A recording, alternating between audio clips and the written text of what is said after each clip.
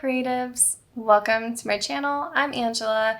For anyone who is new here, I'm a graphic designer and an illustrator. We're diving into Illustrator on the iPad. We're going to use a few tools in order to illustrate a city scene. Now, the city scene I am choosing is one that I personally love. It's going to be Sydney, Australia, because my family's from there. So I'm going to create that city using not only the pen tool, but also the pencil tool and patterns. Let's dive in. Well, we're starting off strong. My Apple Pencil's dead. So I'm gonna charge this through the iPad while we do this. It's typical for my channel, isn't it? If something doesn't work or cameras shut off. First layer. So for our city scene, I have a reference photo over here that you can't see, but my reference photo has a lot of rectangular shapes. So we're gonna do rectangular shapes using our square tool. Colors so far, I'm going to use a very simple color palette, blues and grays. I know, shocking. Choose a nice medium to deep blue here. I'm just going to do a desaturated one, and as you work along, if you haven't chosen your colors yet, you can always scroll down to swatches, add the swatch square shape tool. I'm also going to be using shape tools to create our Sydney Harbor, and then we can add some details later. With Sydney, there is the Floating Opera House, which is very popular. This is going to be a little bit tricky because my Apple Pencil's down. So let's choose pen tool. And they're kind of like a muted gray color. So let's go back up to our colors and choose a soft gray. There we go. And add it to our swatches just so I can have it for reference later. This one did not need a stroke. Let's take that off. You can null the stroke right here in the solid color panel over here to the left by choosing the null option right here. Also, there are different slider options in here for the color. So if you don't want to work in CMYK, you don't have to. There's different ones there. Like if you want to work in grayscale, you can do that. Pen tool. All right. Floating Opera House is basically like these triangular cones, if you will. It'll make more sense in a second.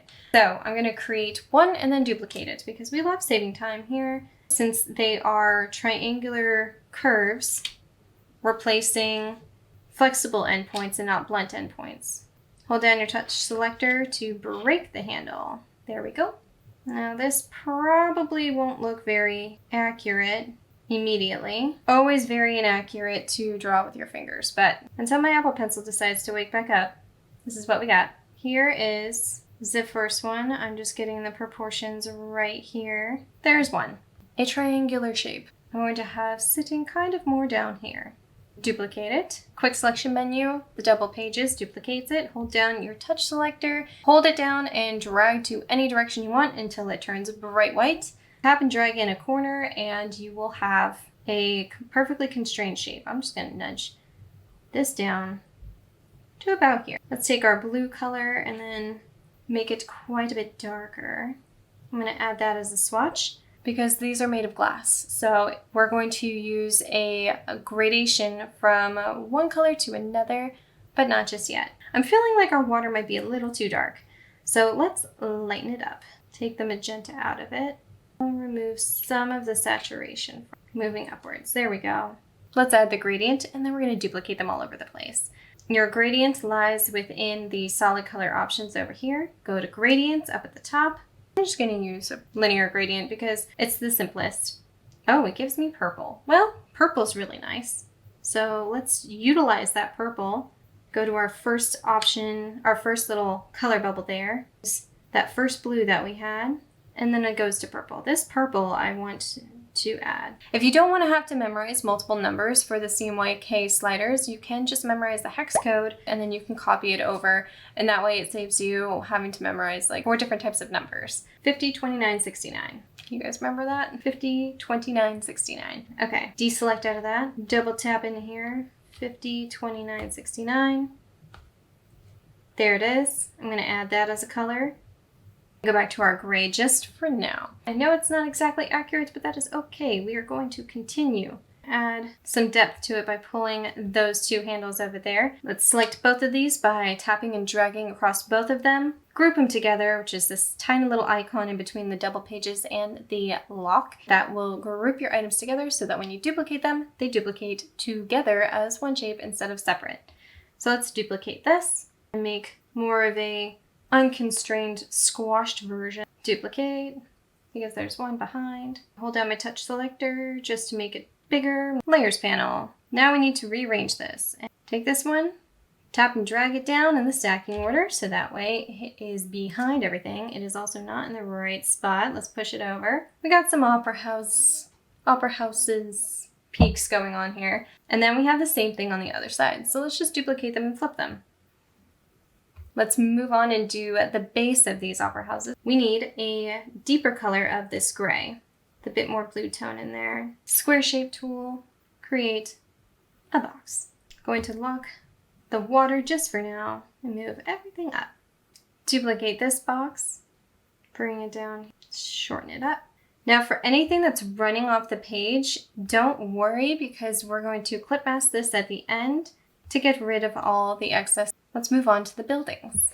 My Apple Pencil has come back to life. So now that we are back in order here, let's create the buildings. The buildings are very simple. They're all rectangles. So you can choose to use the pen tool if you want to, or you can use the shape tools. I'm using the pen tool for details, but for the buildings, we don't really need it for right now. So let's go back to our deep dark blue. Let's make it a more deeply saturated one. Now there's tons of buildings in the background, so I'm just going to make one and then duplicate it across and slightly change the colors. There is all of our buildings, so we can select all the buildings. And making multiple selections can be a little bit tricky when they're all on top of each other, so you can use your layers panel to help you. We could put these all the way down in the stacking order. And now we get to add in the details. Some of those details include some of the buildings having different shapes than what we typically can see. This building over here, I'm going to use my pen tool to create the bottom here. Select this point and negate it. Tap any point and turn it from a blunt end point to a flexible one. That worked out very well. There we go. Building has more of like a peak happening to it. So I'm going to select the pen tool and create that using blunt endpoints because everything is very structured here. There's a beautiful yellow cylinder going on throughout this space here. Do more of a warm yellow.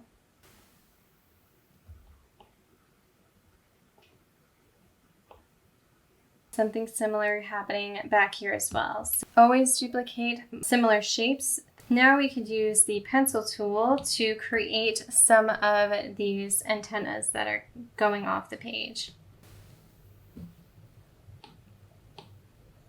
And even adding gradients to buildings could really give it more visual interest throughout the piece. So going from lighter shades to darker shades, morphing the buildings using different tones and different shades of color really helps. In some of these buildings, we can do customized shapes to do shadows and highlights instead of using blends.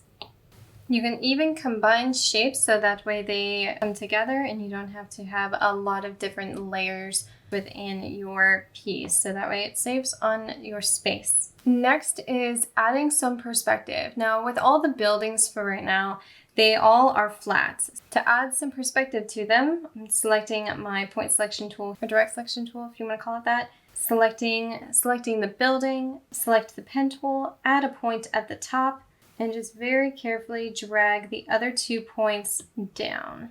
So that way we have this nice 3/4 view perspective going on with the buildings. And do the same thing for this one. I'm doing them at different angles, so not all of each building is the same. So there's a shorter side and then a longer side, depending on which side is seen first. There we are. So we have some perspective going on with these buildings over here onto the right. And even the ones down here that are a bit shorter, these ones also need that little added perspective. Some of them are much shorter than others and some of them are not, as far as which side of the building you see first. This one's going to be very slight. And since this is all being seen kind of in the background, I want to make it all smaller. Select everything except for the water, of course. The water is locked. Hold down touch selector, slide to any direction until it turns white. Shrink this down, which means some of these are going to change proportions, and you get to see a lot more of the floating opera house, which also means we get to see a lot more buildings. And with these shadows, we can do something really quite fun. We can make them look like they are overlaying on the color on top. Let's bring down the opacity of it to about 60%. That way it looks more like a shadow than it does an actual shape that's separate from the building. I'm going to do the same thing for this one. Make sure I ungroup the shapes first. I'm going to bring down the opacity to about 75%. It's because they're at differing levels here. I can do a multiply and bring it down to about 50%. So we have lots of different variations going on. With this building back here, since the right side of the building is in shadow, I can duplicate this building, use my point selection tool, and get rid of the left points over here. Add a blend mode of multiply and bring down the opacity to about 80%. Using blend modes will really help with creating those variations in color and in tone for the shadows. We haven't done the sky yet. I want to do a gradation for that, so let's do a rectangle. We're going to start with the lightest blue color that we started with, like the same color as the ocean and the water, but instead of it being that color, we're going to gradate it. So let's gradate this down with this linear gradient, but instead of it coming from left to right, I'm going to do from top to bottom. Start with this beautiful blue, and we're going to come down to a different color, which I think is probably going to be more of a light blue to green color. Quite a bit lighter. Lots of blue tones. We have a little bit of green, a little bit of purple, but not too much. And you can always go back in and modify these as much as you would prefer to. You don't have to stick to just that color. There's our sky, nice and light. Once we have all of the buildings set up with a little bit of lighting, let's do some patterns, because patterns are going to make all the difference here. I'm going to use that lighter blue that we have on some of the buildings. I'm going to use it, and on other buildings I'm going to use the darker blue. But let's use the lighter one for now. Create a rectangle, and we're going to just do one teeny tiny rectangle. Go over to the repeat panel over here on the right, choose a grid repeat. Set it up in place of where you need it, and you have a whole bunch of windows. You can also change the variation, like the depth in between, the spacing in between of these by messing with these handles, changing up the spacing up and down as well. That way you get a nice variation. So if it's a building with a lot of windows, you can do this. And you have very quick and easy windows for the building. And you can do the same thing for the other side. Make a different rectangle over here, but they're at a different perspective. So I'm going to need to utilize my point selection tool here to select both points on the right and just bring them up ever so slightly. That way we have this window perspective. Bring it up to where we need it. Repeat, grid. We don't need it going horizontally, we just need it going vertically all the way down. Put them closer together. And this saves you so much time, and it makes it so much more easier to figure out your perspective rather than having to duplicate multiple times across to get this exactly where you need it. And we have our windows. I'm going to do that to the other buildings as well. Once we have all of the windows set into the buildings, let's add some shadow and highlights in these buildings. For the opera house, it gives it more dimension in the piece. Use a linear gradient. I'm going to go from a very light gray to our medium gray into the light gray once again. Pulling the sliders in as I go along so that way it looks very soft. I'm making sure that this is at an angle so that way we don't have anything too harsh. There's light coming from all directions here. And you don't have to use gradients. You can use flat colors if you want. I just find that gradients give you more of a softness, so that way it looks more three-dimensional.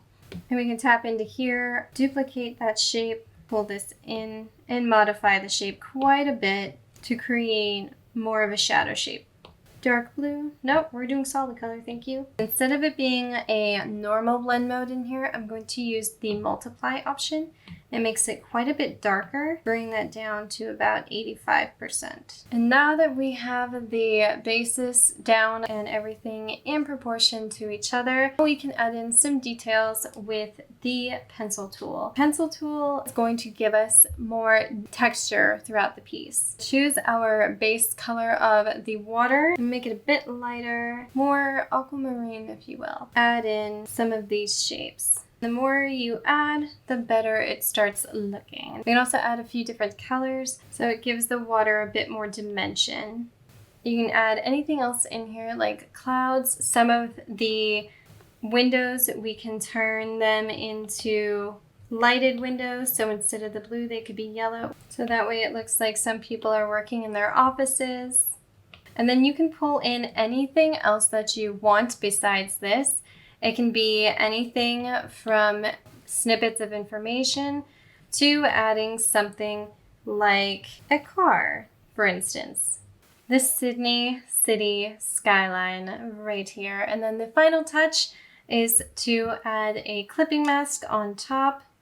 Taking the square shape tool, create a square over the entire artboard that is the same size as the artboard. Select everything. Go to the object panel on the right and select make clipping mask. I hope you all enjoyed this video. Give the video a thumbs up if you enjoyed it, subscribe if you haven't already, and you will see this over on my Instagram. So go ahead and follow me there if you are not already. It's always linked in the description down below, and I will see you all soon, creatives.